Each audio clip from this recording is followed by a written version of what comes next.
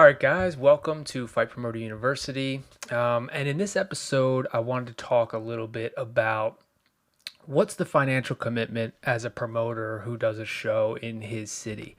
I feel like it's an ambiguous number that a lot of people always ask, but the reason that it's hard to find an answer is because things change depending on where you are in the world or the country, how your card looks, how big the city is, all that good stuff. So, but I'm going to use rough numbers from a recent show that we did. I'll do a show that I did out in the Philadelphia area, and then I'll talk about a show Roy did out in California.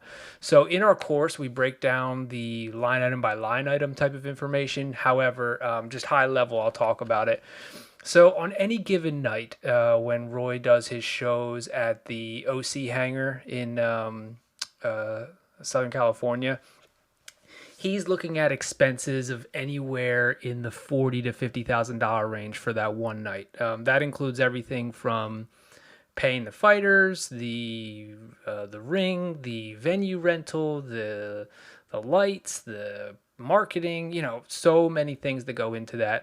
But predominantly, what's always going to be the largest cost for your show is going to be the venue and the fighter purses. So obviously, that can change depending on what kind of show you're going to have. Roy, in my opinion, and the opinion of many others, is at the top 1A level of club shows. And by club show, I just mean he's not doing world championship fights. He doesn't usually have TV supporting his shows.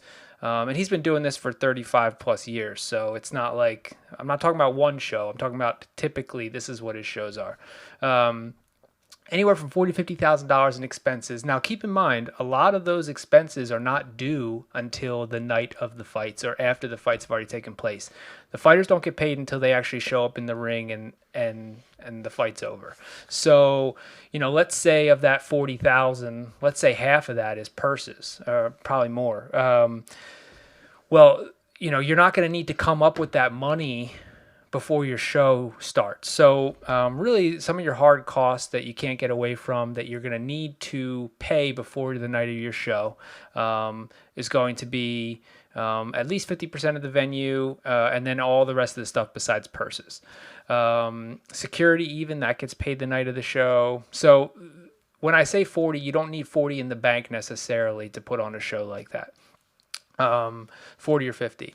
Now, revenue wise, Roy always sells out his cards, and his ticket prices are anywhere from 50 to 100, depending on if you have VIP or general admission. So, his revenue can be anywhere in the 70, 80, 90, 100, depending on the card. So basically in any given night on a small club show out in the LA, California area or comparable cities around the country, you're looking at about a $20,000, $30,000 profit in any given night.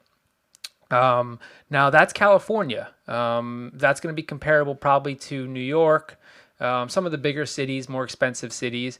Now, Philadelphia is a little less expensive. And I did my very first show was actually Harrisburg, Pennsylvania, and I've done cards in Philly. But so the Philadelphia card, we don't have quite as high as a cost of living. So I was able to put on a show for just under 30,000 and brought in about, I can't remember the number. I think it was 47 in revenue. So, again, you're going to bring in less, but you're going to have less expenses depending on where you are in the country. But I think what holds true is that you can expect to make, assuming you run the show successfully, you can expect to make anywhere from 15 to 30. It's kind of a sweet spot range of profits that you'll be seeing.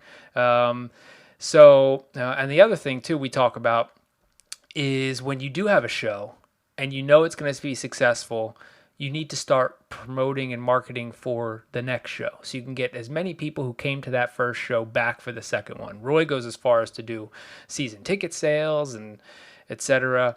So anyway, I wanted to give a good idea of actually what these club shows make. I feel like it's information isn't as publicly available. Even the big gunners like Bob Arum with Top Rank, the boxing promoter, or Dana White with the UFC, a lot of times you don't hear about their financials either. It's kind of they never really confirm reports unless they have a rousing success, like 2 million pay-per-view buys or 1 million pay-per-view buys. They'll put that in the media just because they want some good PR, but they usually don't reveal a lot of that. So I'll go into more about what the UFC makes on their big cards. For instance, we've got this big one coming up this Saturday. There's Max Holloway's fighting against Qatar. Amazing fight, by the way. But then, obviously, right around the corner, too, is McGregor-Dustin Poirier. And we all know how big of a fight that's going to be. And I'll go over the financial numbers of it. But I think most of us who get into the industry just starting out, you're not going to be working for the UFC or some of these big promoters. And even if you are, you're definitely not going to be the person in charge. So I think realistically where people get started in the industry is at the club level. And that's why I think it's important to know what you're looking at from a financials perspective when you get into it. Now extrapolate that, by the way, if you're making 10, 20 grand in a night and you do a card a month, it's a very good living. Very good living, especially if you're closer to that $20,000 a month or $20,000 a show profit. It's a $250,000 a year business. So, the key is to do it right. The key is to do it in the right location. The key is to manage expenses, but also make it feel like a big card. And again, I'll go over further details in our course, and then some of them here in our long ongoing video segments. But I think it's important to let you guys know how that is and what you're really looking at. And that's just the promoter side. The management side is a completely different ball game, and I'll touch on that as well.